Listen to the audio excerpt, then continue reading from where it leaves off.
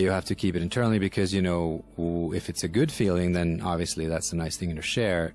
But if you have a bad feeling, which is the same thing, you can't really share that because it's very negative and it's not helpful.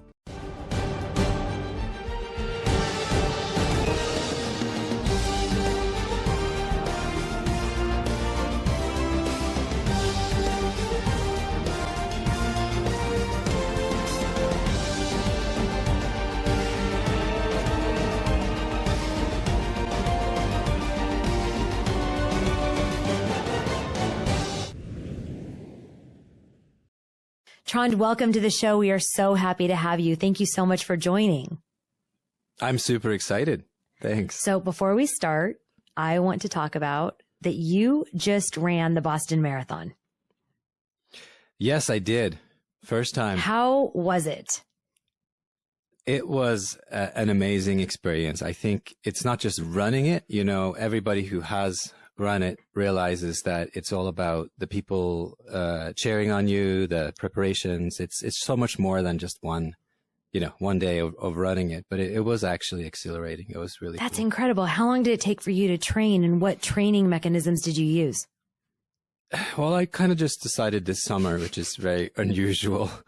So it took me like 3 months, which is not really, in all honesty, that's not really enough training, but it was enough to get me around there. Have you run marathons or half marathons or 5Ks or anything before this whole thing started?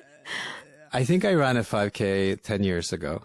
So you're not a runner and you run a marathon in 3 months? Yeah. I trained for it. Oh, yeah, for 3 months, which, by the way, low training is considered 9 months, but you did it in 3. Yeah, I mean, it's possible. Turns out it's possible. So, okay, tell me one of the things that you thought would happen that didn't happen, and then tell me one of the things that you didn't think would happen that happened. Well, even just running the marathon, I never thought it would happen because I've had a knee operation and it's actually stopped me from running. 10 years ago, I had gone through like 2 bouts of like physical therapy to figure out why I couldn't run, at all. So I had almost given it up. And the second time, however, I went through the therapy, we figured out like an incredibly simple solution. It turns out that there was a muscle imbalance. That's at least what they're saying.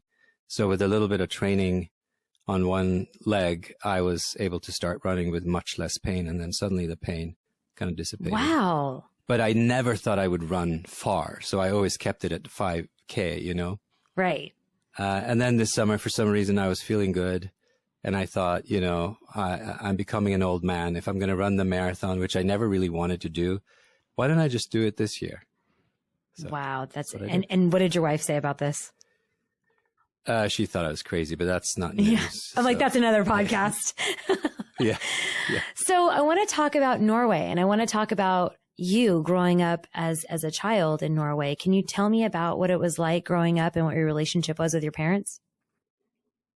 Yeah. So I don't know what you know about Norway, but it's a country that's changed quite a bit. So when I grew up, the country had just found oil, petroleum, and it was sort of changing quite a bit. But, in the early years, we were, somewhat remote. There was like one TV station. We had a black and white TV. It was kind of a little bit what you might imagine if you sort of think of a northern remote place. But very rapidly, as I grew up, it internationalized. And, my parents were kind of academics and teachers, so we traveled quite a bit. I was, thrown out of a casino in Vegas when I was 2 for going in with my parents, obviously. But, not a lot of people can say that. Wow, that's crazy. They didn't let you in? Apparently you can't take kids to the casino. Who knew? I take mine all the time. Yeah, right? No, growing up in Norway was fantastic, but I will say, and I think I blame my parents for this. I've always wanted to travel and see other places, so I could never, sit still up in Norway. Like many Norwegians, we travel a lot, and as I said, we were lucky enough as a country to kind of generally most people have quite a few resources, so we do travel a lot, and I certainly Did that both during my studies and later.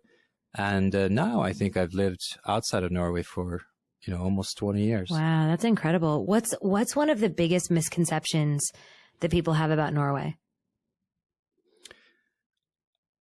Well, you were starting with it. That we are shy and don't speak a lot and don't talk to strangers and that kind of thing. It's actually partly true, but it doesn't hold for everybody. And, as you can see, they kicked me out. So right.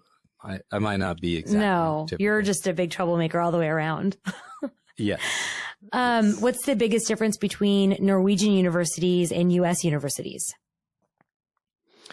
They're smaller and they're unknown, so that's not a great thing. Other than that, I think we have a few decent ones. We don't have that many. Mm-hmm. There was a new kind of reform, so I think there's many more than I now can mention. They didn't used to be called universities. They were like colleges and stuff before. But when I grew up, there were, essentially 3 turning into 4 universities. Now there's, like I said, like dozens. But it's a small place. So, you have like 2 or 3 options, and that's what you do. Otherwise, a lot of people studied in England or indeed, Australia was popular at the time. So it's not like you're not short of choices if you have kind of financial means. So it's an open, small country with a lot of choices to, for where to go. But clearly the country itself is, and should be known for its nature. It's a beautiful place. But it's not somewhere where a troublemaker, stays their whole life. So you decided to come to the U.S. I don't know. What brought you here? Yeah. It was different things, right? I've been in and out of the U.S. for, many, many, many years. So the first time it was my parents brought me here on one of their sabbaticals. The second time, I think, was also one of their sabbaticals. So I actually went to high school here for a year. And then the third time, I think it was a girl that brought me here. That does happen. And then, the last time it was also a girl, but I guess we just decided it was a good time to move to the U.S. for some years. Wow. And then you just wanted to make it your home. Curiosity and women is what drives. There you go. Hey, you said it, not me. Moving right along. Yeah, exactly. So why did you make the decision to create your own search engine when Google had already taken over the world? This was the #1 question when I told my team that I was going to be interviewing you. 5 people asked, why did he do this when Google already had it? And I said, let's ask him.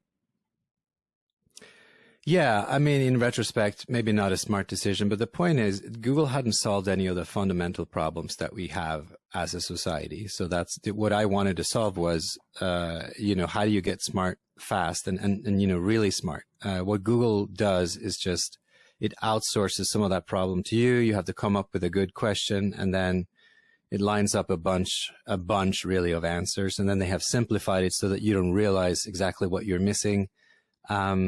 And I just never felt that the search UX, the way that it displays the results, it doesn't work the way my brain works. Oh, interesting. And it's not my natural way of learning in any way, shape, or form. I like discovery-based learning, and that's really not possible using kind of a very flat search engine. So I think, look, we're heading for better things. It's just that creating something, in the middle of Google's heyday was perhaps somewhat far-fetched. But, after I started trying to do that, search has split into many different things. Like product search now, of course, is much better on Amazon. So it's not like Google had their monopoly very long. And I knew this. Companies don't really dominate anything for very long. But the time when I chose to do this, everybody, including most investors, thought I was completely nuts. So I have a question that is actually a personal question. I wonder if you know anything about this. I was sitting with a Nike executive one time. We were out to lunch, and he told me this. And I don't know if this is true or not, but I'd love to hear your take on it. He told me that the fastest and most accurate way to get the correct answer on Google is to type in the question and put the wrong answer, or put like the furthest fetched answer possible. And then your first 3 answers are generally the correct or the most correct answers. I have never tried that strategy. It sounds like he knows what he's talking about. I just think like the whole setup is based on kind of averages and stuff. And I'm more of an original type thinker. So the way that I think doesn't follow these patterns. Right. So even if I can control my own search phrase, the amount of control that that gives me is not satisfactory. Right. Because it's only within your parameters of what you're able to think about. Yeah. I mean, if you just want to visualize something very different, think of a old school library that's physical in nature where you're walking through bookshelves. So serendipitously, you know, even just, you know, like you're reading something and then you're like stumbling back because you get so interested in, and then you stumble into some other book in a completely different bookshelf, or you're just walking by and you know you're just walking by the A's and you're going to the, you know, to the F's. Now suddenly you're discovering a different book. So, but you are generally in the vicinity and in the mindset of discovery. Yes. And, look, I'm not complaining about them. They did a wonderful thing for their time. It's just that it hasn't solved humanity's biggest problems. And I wanted to do something. I had a very specific set of use cases in mind. I wanted to, I wanted to be able to find very sensitive medical information or medical knowledge very, very fast. I wanted to solve a problem. Like my father needed, you know, to figure out if I could send him to a different hospital, if there were clinical trials available. This was before clinicaltrials.org or anything like this. So I wanted to basically build a tool that could turn anybody into a medical expert over a weekend, which was my use case. Right. And then other things, you know, just generally, I think it's unfair that you need to go to the assumption that you need to go to, you know, a brand name four-year college to get a top degree, when the knowledge actually is out there, and the people that could teach it to you, you know, are generally available. So Trond, when you were doing this, when you were creating this, and granted, maybe it wasn't the right time, maybe it was, who knows?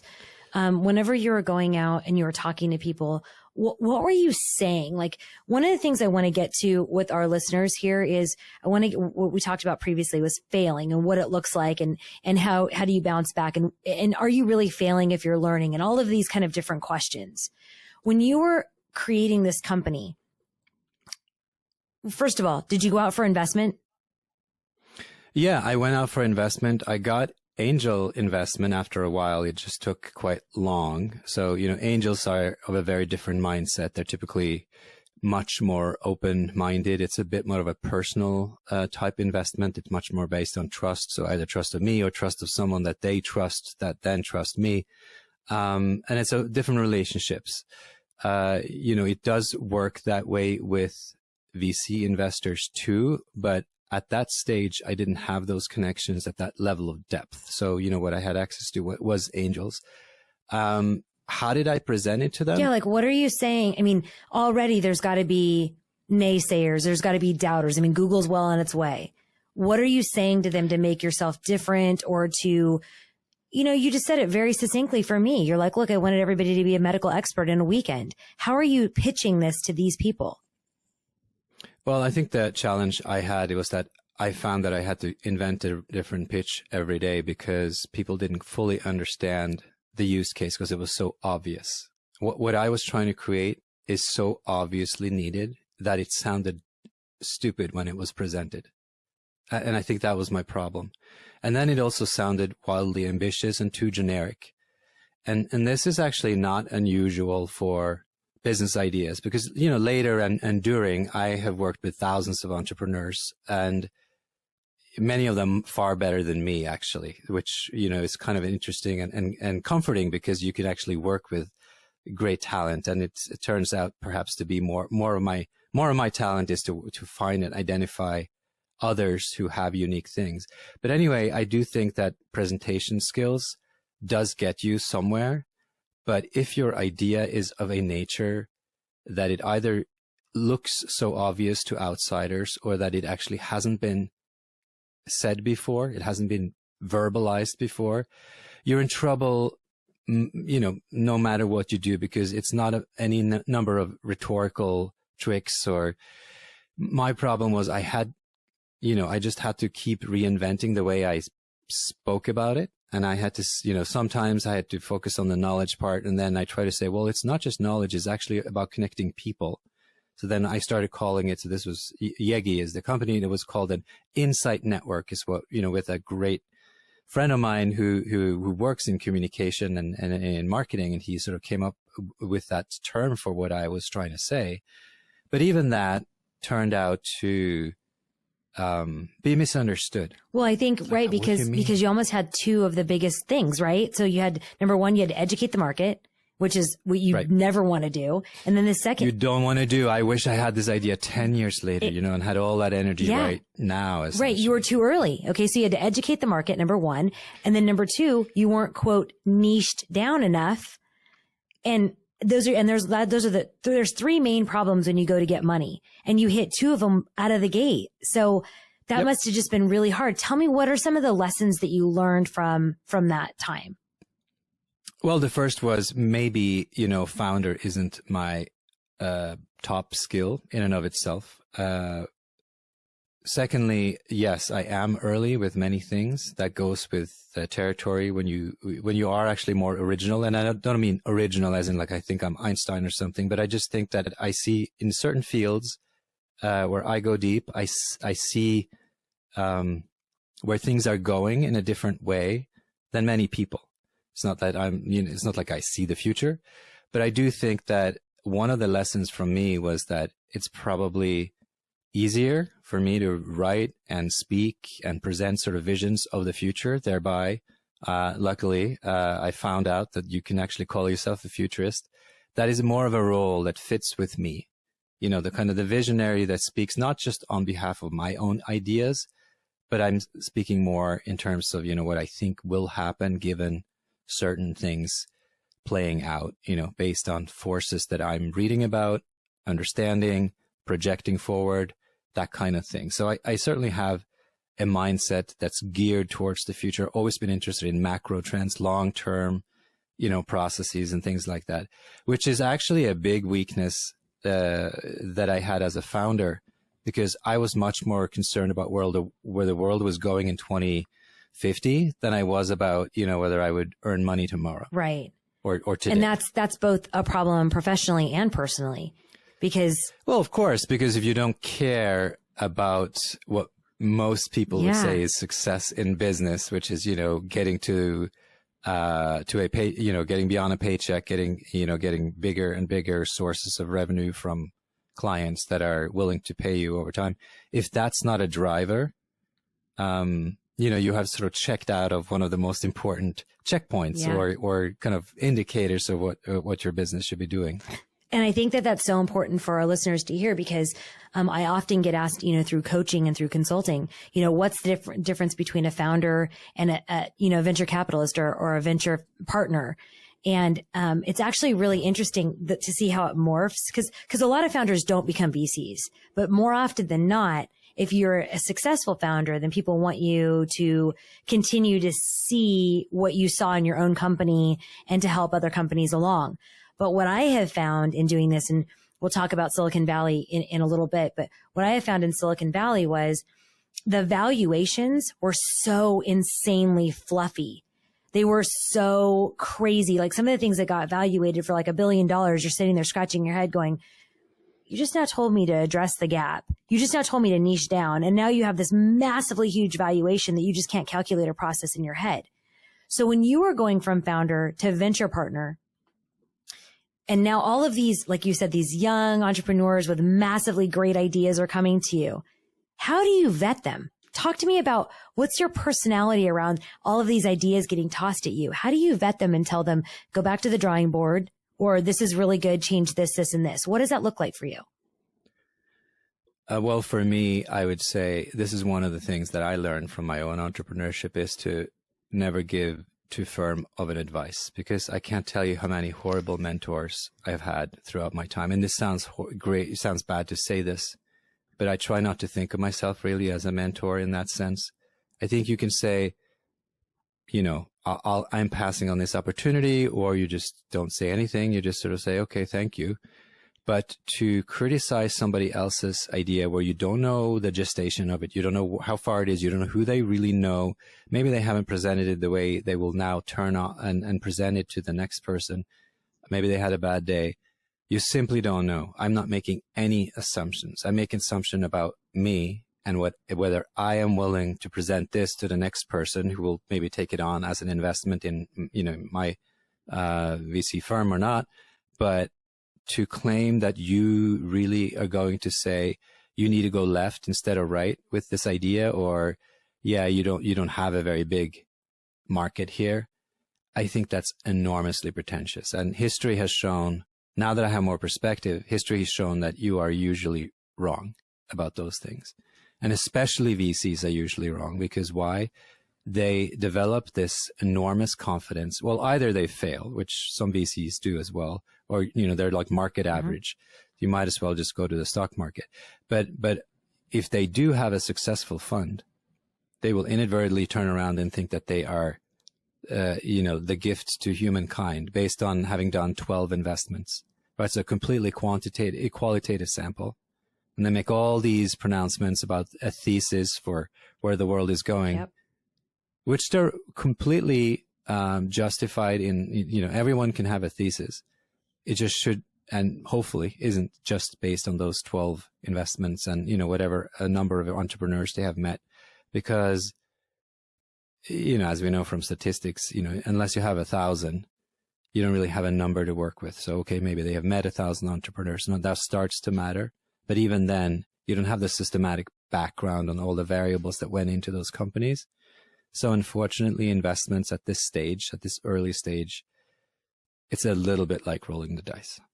So tell me what you look for. What's the number one? I'm not letting you off the hook with this. I'm just prefacing this. What is the number one thing that you look for when presented an opportunity? So look, I'll tell you this. I actually have a master's thesis in making decisions. In terms of quality decisions. And the people I interviewed, they ended up with the same conclusion that I have. At the end of the day, you can say whatever you want, and I can explain it, and maybe I can sort of give substance to it for you. I can give you like criteria that I'm using. But at the end of the day, it's a gut feeling thing. I love that. And so do you say that though? Do you say that to people? Do you just go, I have a really good gut about that? Or do you say those things, or is that something you keep internally to yourself? Yeah, you have to keep it internally because, if it's a good feeling, then obviously that's a nice thing to share. But if you have a bad feeling, which is the same thing, you can't really share that because it's very negative and it's not helpful. But let's talk about you. I want to talk about you. That's how I got my nickname Dream Killer, because I was like, have you vetted this properly? This is not good. And then the other VCs were like, and I was like, I'm just saying, like, there's like a lot of competition in this area, but look, what people will say, and I'm still trying to understand this. What is a good startup concept or a good startup team? Most people will resort, nowadays it's very popular to say, oh, it's the team. I look at the founder, I look at the founders, and I look at the team. But even that is pretty shallow because, have you ever tried to interview someone for a job? Humans are really horrible at interviewing. Yeah, but we make was that rhetorical? Because I'll tell you, they bring me the resume and I rip it up and I say, hey, let's go for a walk and talk and let's have coffee. And 7 minutes into it, I'm like, they're hired or they're definitely not coming near my team. And I have a 1% turnover in all the companies I've created. Well, look, there's outliers to everything. You and I happen to enjoy the form of interviewing. Yeah. And that's a skill. But even as very good interviewers, I think, you might be good at different things around the interview. You could be good at getting people to speak their truth. Mm-hmm. But whether the interview itself, an hour's interview, can you predict what I'm going to do 10 years from now based on an interview? No. But here's what I can predict. I can predict this. I can predict that you will, I shouldn't say I can predict because that sounds a little bit too, I don't want to sound pretentious at all. I've been very good at predicting if I want to be in the same boat with you.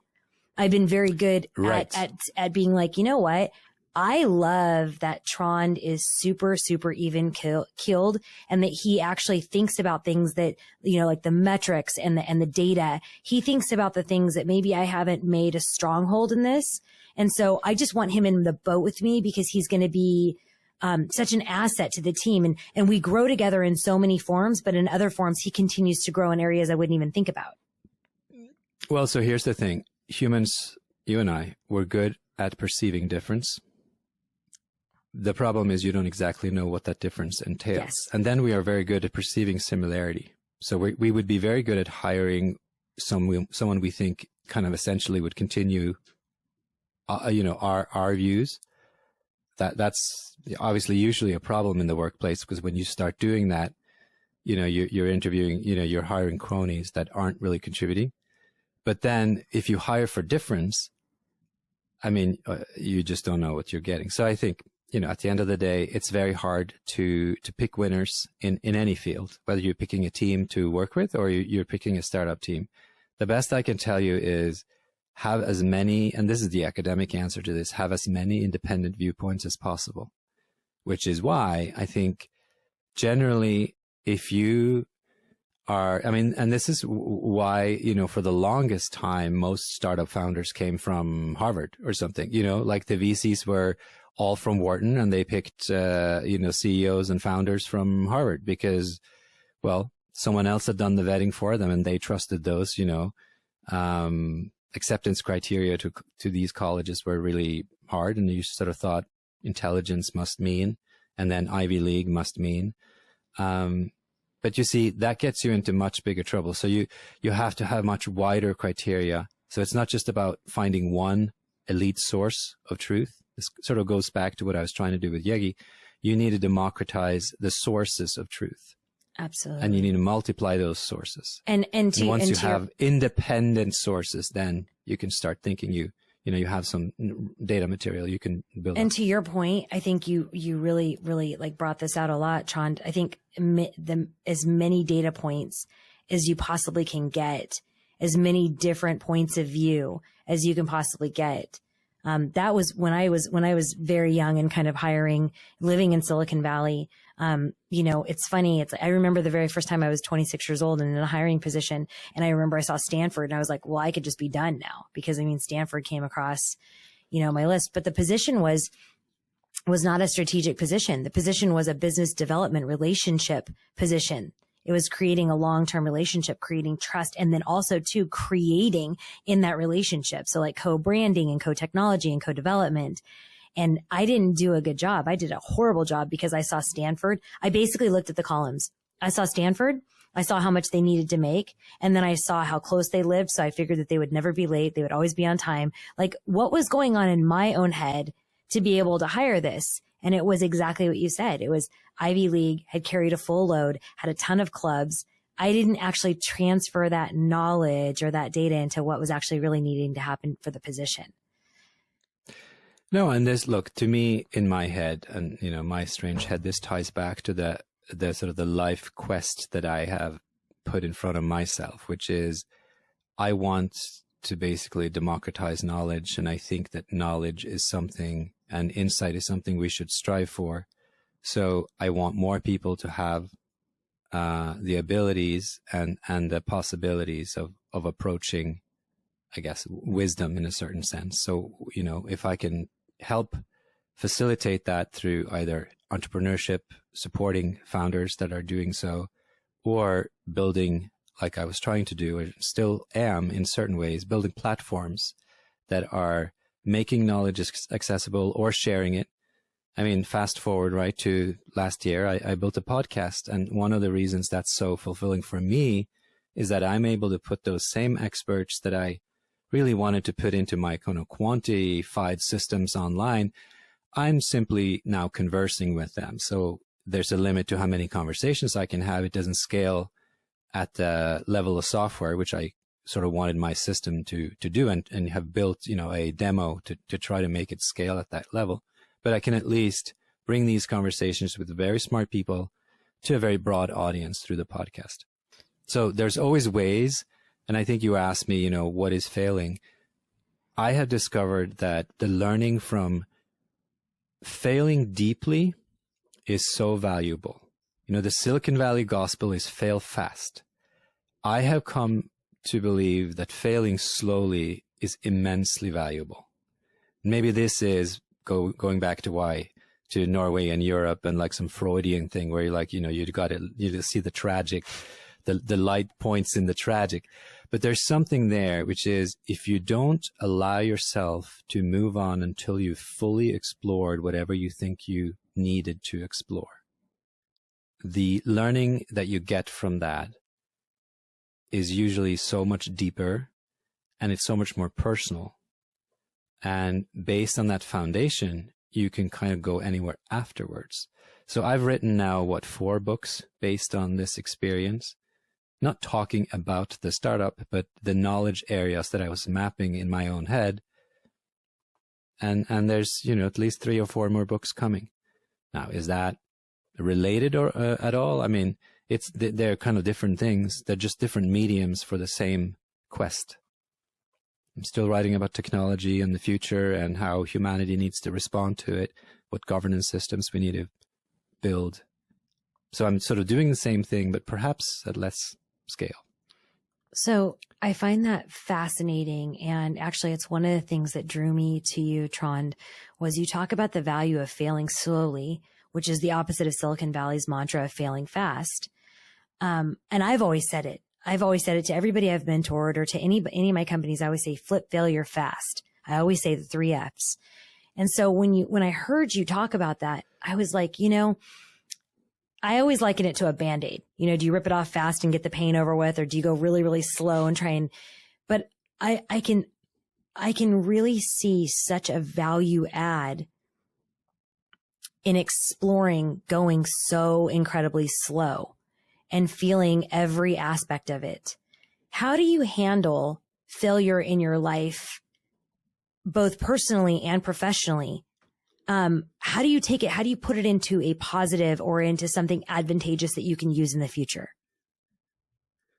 So I think failure isn't one thing and it's not one point. There's not one point of failure. It's easy to say, okay, well, you know, it's not making money. You clearly, if you are disappointing your investors or disappointing people around you, that is, of course, in a certain sense, a failure. But when it comes to building a business, I'm not saying that, you know, you should go for 10, 15 years marching full steam ahead, even though you don't have any clients. Right? That's not what I'm saying. What I'm saying is there's a value to learning from and trying to understand why others are claiming you failed. Because what you're doing is you're going deeper in understanding yourself and the problem you were trying to solve from different angles. Nothing great has ever been accomplished by staying on the surface of things. So yes, maybe if you fail fast, you can be commercially successful in something else. But is that your life's mission? That's what you have to ask yourself, right? So I'm, you know, the venture may have commercially failed, but I would have personally failed if I gave up the mission, because it was the mission that is driving this, nothing else.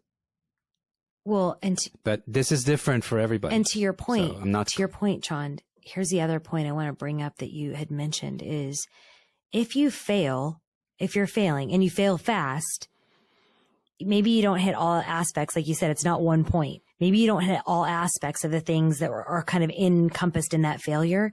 And maybe you have to continue to come back to those same lessons that you could have quite possibly learned, felt, triumphed, if you will, to go through. Maybe you have to keep coming back to those failures since you didn't kind of slow down and take a look at all aspects of failure within that one encompassing thing. Yeah, I think there's something to that, actually, Stephynie. I think if you don't examine, and this is not also just personal, right? So sometimes the failure we're talking about, or, you know, not accomplishing what you as a team set out to do, if you never examine what you are actually trying to do from all angles, you are kind of doomed to repeat the failure. So that's one reason why I think this whole Silicon Valley mantra, it works well. It sounds really good on paper, right? And it sounds really good, like you just move on really fast. You are quite privileged, though, if you are able to move on fast. And I'm not saying in certain, there are certain situations where if you move on fast, like it's more efficient use of money. And, to speak nothing for, about the pivot, I think there's tremendous value in the pivot. I'm not saying you should sit there and, agonize. That's not what I'm trying to say.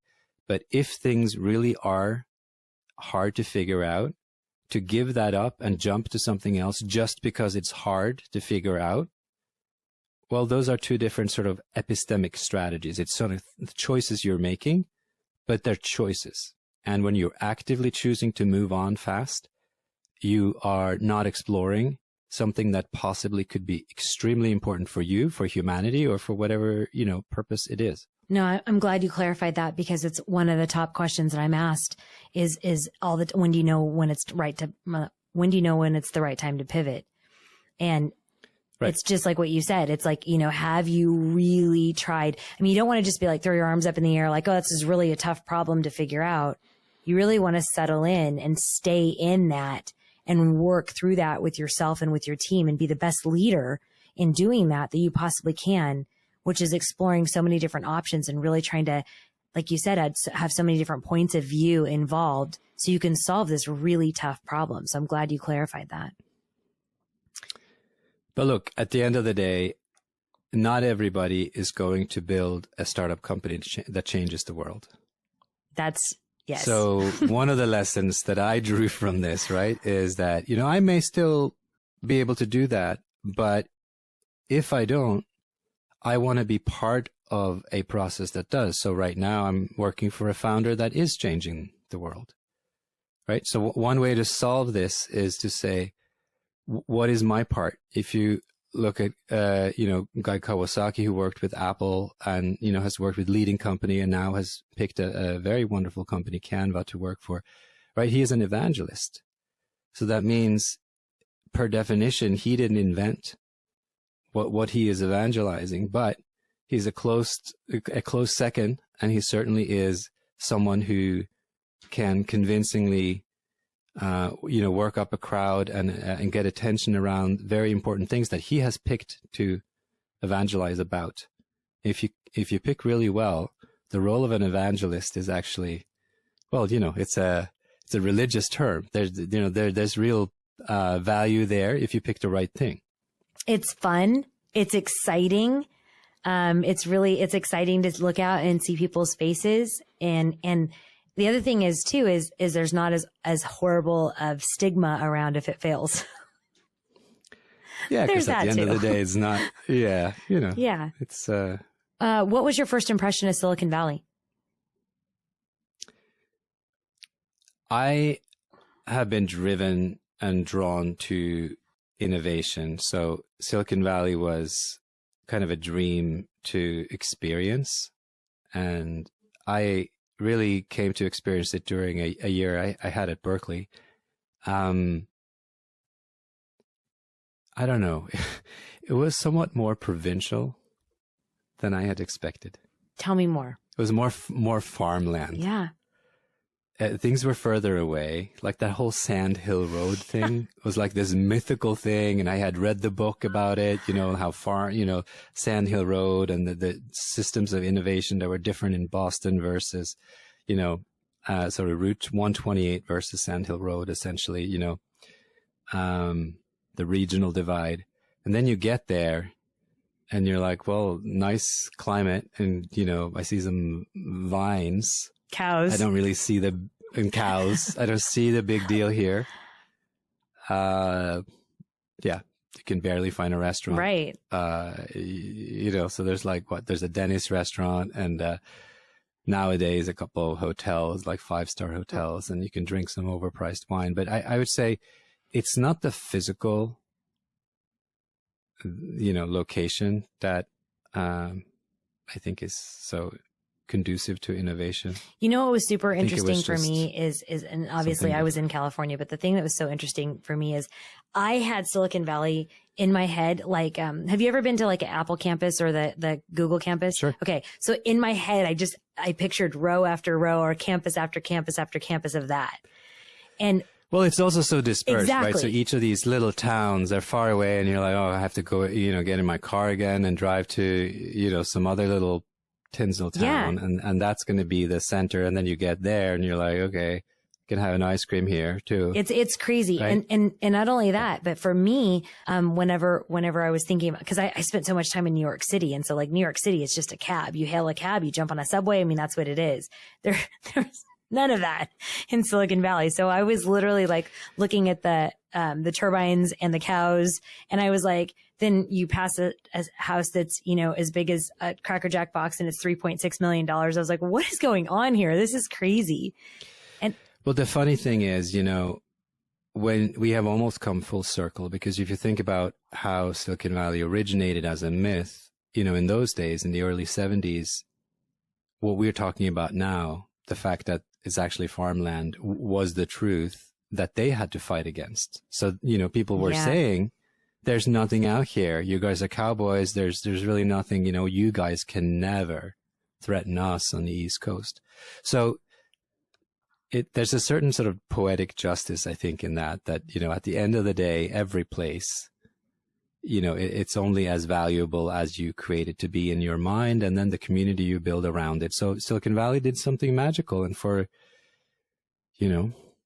40 years, they have been a magical place. They may not remain a magical place forever. Now, I think COVID has sort of like put a big stamp on the rest of the world, saying, it's your turn now. Yeah, absolutely. And now with all of the companies, as you all know, like I think Twitter and Salesforce were on the leading edge of this, where they said, it doesn't matter where you work now, we're still going to pay you the same salary. I don't think California saw so many exits that fast in so long. I mean, people were just jumping. Yeah, they were. But I mean, there's also something to the physical infrastructure that has been built. So there would have to be a lot more companies jumping before Silicon Valley is going to die. Oh, for sure. Right? I'm not projecting that they're imploding very rapidly. No, for sure. But, every innovation ecosystem has their time. And I think Silicon Valley has had their prime time. That doesn't mean it's not going to continue for another few decades to be a center. So I want to get to a couple other things. The first one is the podcast. What caused you to create this podcast, which I've had the privilege of being on, and you were absolutely incredible and amazing. And I just loved sharing time with you. What made you? Are you sure you're not saying that just because you are an amazing guest? So of course you had a good. Well, experience. I didn't ask you yet who was your favorite guest. I didn't do that quite yet, but I'm getting there. I'm going to ask you who your worst guest was and if you published it. And then I'm going to ask you your favorite guest is. But right now I'm going to ask you why you created it. I created Futurized, which is sort of the podcast I've been running for 15 months now, because I wanted to explore deep conversations about what's actually happening to our future, what's happening in the next decade and beyond, where are we heading, and try to gather. Essentially, I guess I'm always trying to reproduce what was happening in my house, which was conversations that were just endless. My parents would bring in, smart people, and that's how I grew up. And around the dinner table, I would always ask these questions, and my father would never leave the table, with a conversation that hadn't been sort of concluded, come to its natural end. So I think the life of sort of the eternal conversation is just what I wanted to recreate on that podcast. So we explore a bunch of topics related to the future. It's not just sort of technology, but a lot of it is different areas of society and how they're changing. I try to bring on the ideal guest for me is someone who has evidence-based views on the emerging future. They have some evidence that they want to bring to bear, and they have some ideas about what they think the future is going to be like, or what it could be like, what they fear it might be like. And then we just have an open-ended conversation about how they got there, what they're thinking about. And that's what I enjoy. That's just absolutely amazing. So you just basically sat down one day and said, I want to just continue the conversation. So I'm going to just outreach to these amazing humans. Yeah. And you know what I realized is that I've messed up 20 years of my life with these conversations that were not recorded. Oh, yeah. Because there was no reason I couldn't have, like, yeah, recording equipment being what it was. I mean, I remember those little recorders I ran around with during my PhD interviews, but I cannot but think at least how many years, maybe it's just a decade and not two, how many conversations I should have recorded before the, 120 I have published now. You know what's funny, Trond, is you say that, and I think about airplane conversations. So I think about the conversations where I've had just a very, very deep and meaningful conversation with a complete stranger, and not even somebody who I would name. Okay. But just, people that were maybe traveling, to say goodbye. And this is the last kind of goodbye, or people that were traveling for a birth or for an executive position. And this is the first time. This was the reach position. If I think about those conversations, I have often thought in my head a few times about creating a book of conversations that had happened. But I didn't really find any value in it until I started the podcast, and people were so mesmerized by the depth of the conversation. Not so much that they were like, oh, you talked to whomever it happened to be, but just the depth of people really willing to share and be so deeply authentic and genuine and share kind of their journey and their vulnerability, if you will. So I couldn't agree with you more as far as what a bummer that we didn't get to start this earlier, huh? Yeah, but we started it and now we have it going. So you got to look at the bright side. You asked me, what are my favorite guests? I mean, I have not had these A-list celebrities on my podcast, partly because I don't know them, partly because it's an unknown podcast, comparatively. But, I don't think I miss that. I'm having great conversations with important people in my world, right? So my world is not the world of Instagram. Like someone who's famous to me or who deserves to be heard, someone I would want to have over for dinner on my sort of Jeffersonian dinner where we're talking endlessly. They, the credentials that they bring, I don't have any problems getting those guests on. In fact, nowadays with these podcast agencies pitching you guests, you have a surplus of guests. And in fact, what I find is the best guests are still the ones that come recommended from previous guests. Not because, and this is of course a problem because, at some point you start having guests that are a little bit slanted. So it could become a problem. But, previous guests know what the podcast is about. Right. And they know a little bit what I'm about.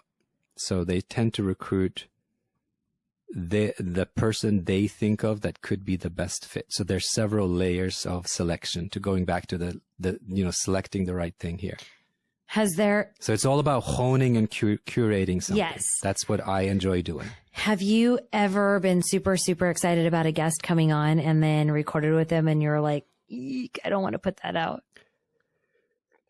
Besides my show. Besides mine. Yeah. No, yours was fantastic. Look, am I ever disappointed in a conversation? I'm very disappointed in myself if I have a bad conversation. It's my failure.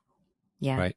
If I fight with someone, if I fight with my wife, if I fight with a friend, if I fight with a stranger on the street for some stupid reason in traffic typically, or whatever it is, like fighting in my own head, I'm just ashamed. It's my own problem, right? More than the people. I agree. I want to talk about disruption. So you mentioned disruption a lot. You mentioned being disruptive a lot. What do you think is the largest disruption for the future of technology? Look, right now I have a book coming out on health technology. And one of the things that I have thought deeply about is, why is it that we now think health is the area that's going to be changed the most, and perhaps the area that a lot of people are saying, there's the most near-term potential to make big changes. So, I mean, the instant answer would be, I think healthcare is the area. But the problem is this, and that's sort of what this book is about. The technology that we have right now is very advanced and can make immeasurable changes in health span and lifespan. But the way the system is set up, the global healthcare system, we are not going to be able to achieve that. So you can forget even further innovation. Just take the innovations that we already have right now. There's an argument saying, let's just stop everything and sit down and try to optimize what we have. Because if we don't change the current incentives that we have in the system, you could have 100x, 1000x improvements in many, many things in healthcare. And the overall system would just be spending more money and moving money around. So there would be all the tech companies are turning into healthcare companies. Those same companies are becoming more powerful than governments. That's happening as of like next year. I would say there are probably 10 companies that are more powerful than their governments. Why is that? Because for one, they are more important in maintaining the health and the security of their employees and of non-employees than any government is. And that is a fundamental function of government, is to maintain security and health. And if you cannot do that, or if some other source is doing that, those are the people that are the governments of the future. So now that's a scary thought, which is why I'm arguing that we need a systemic healthcare reboot. You could sort of say that we need to abolish the entire system, but I prefer to think of it as a reboot.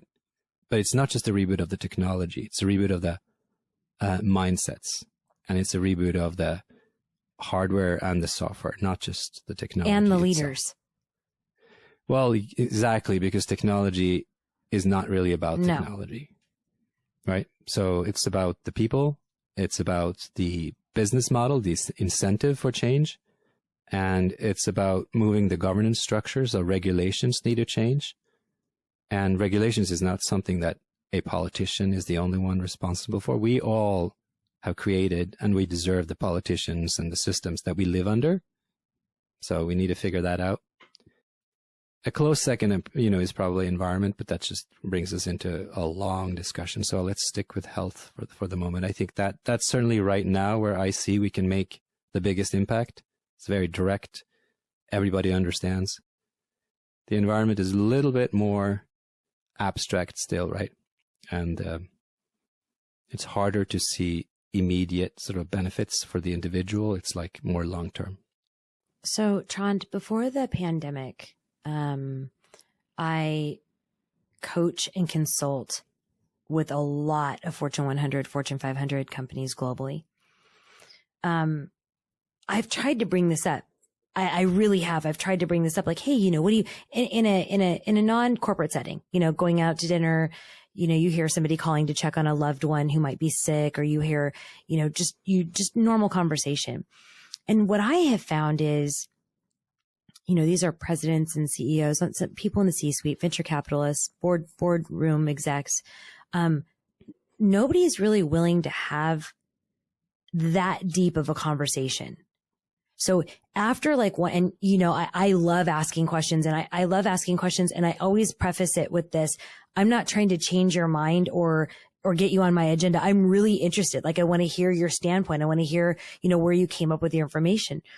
And what I found in working with so many of the companies I'd worked with is that people are not willing to talk about it.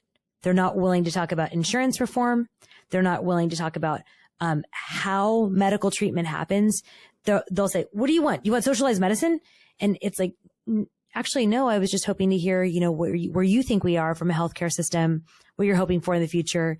And really, we couldn't get past the first one or two questions. And these are brilliant men and women. These are people that are well educated. These are people that care. They have children. They have, aging parents.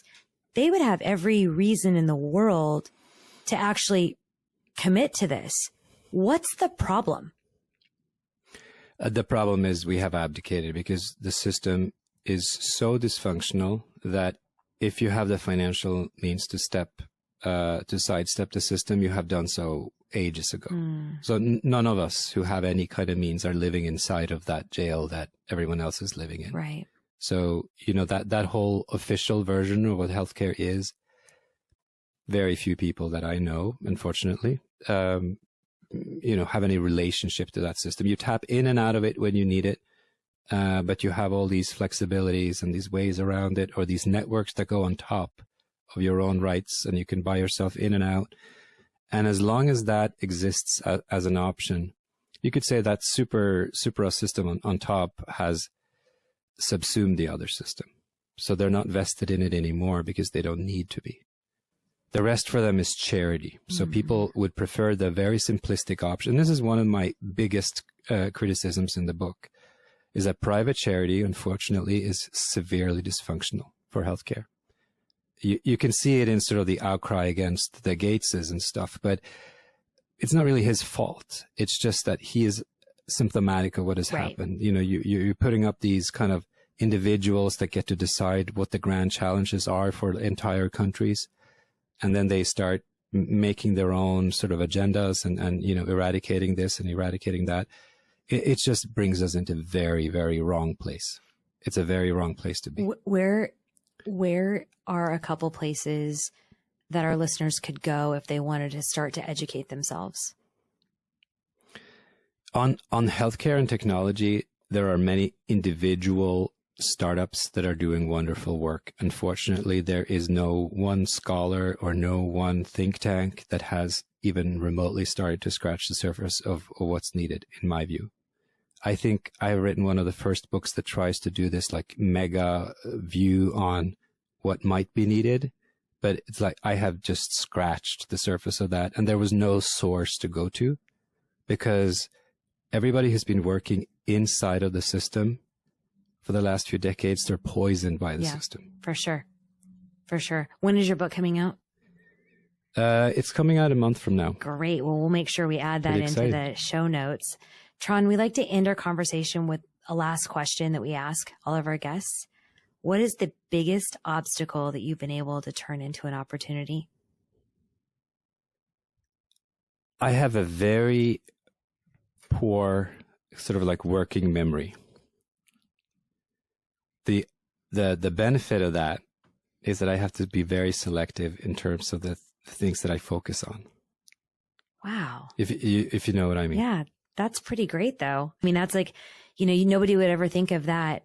I have a daughter with a very similar issue who's got they call it low cache processing. So it's just what's right there able for her to grab.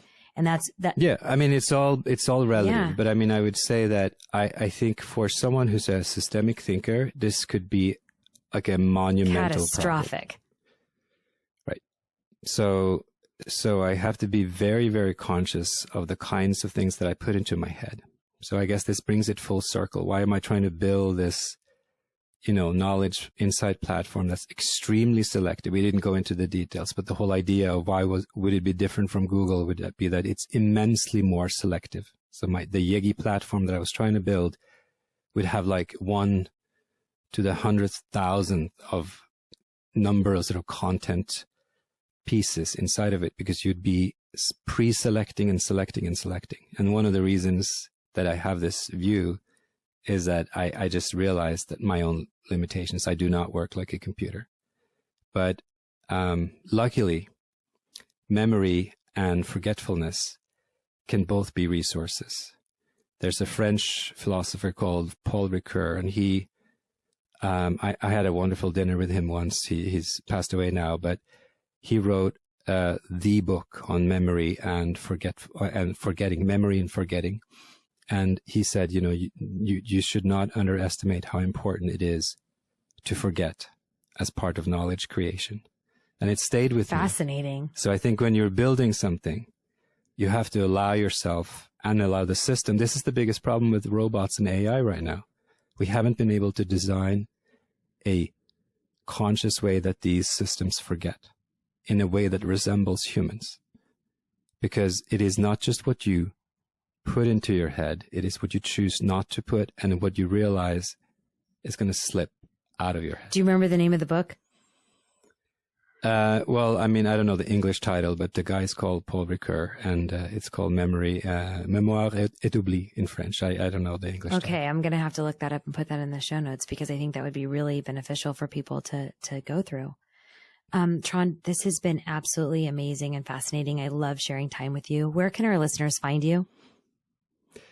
The easiest, because my name is shamefully Norwegian and long and hard to pronounce, Trond, but they can go to Futurized, futurized.org, Find one of my podcasts there. That's the absolute easiest. Or if they care to remember my name, it does exist out there. It's unique enough that if you type in even half of my name, you'll find me online. That's amazing. Thank you again for sharing time. I really appreciate it. Thank you so much for having me.